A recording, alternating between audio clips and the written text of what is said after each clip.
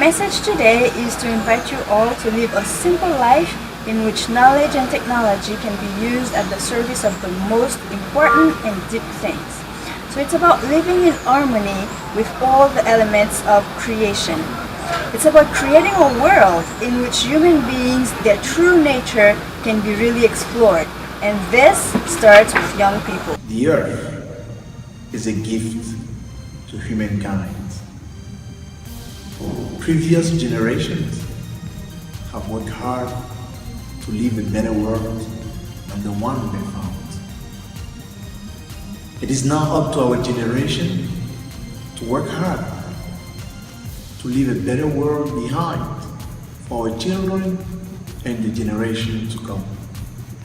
As many young people around the world, I got so many panic in this age. Every day I ask myself the questions: who am I?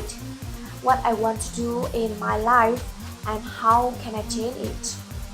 Finally, I found that no one can help you to deal with those things except you.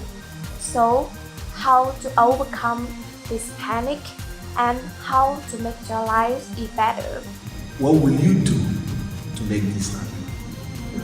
What if the youth of today refuse to fulfill their mission? What will happen to the earth?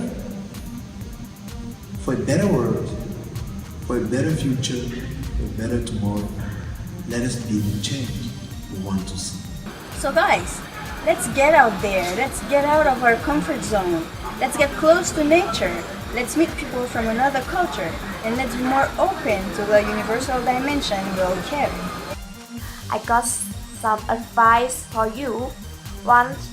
Read many books as possible. 2. Meet many other people as possible. And 3. Be yourself.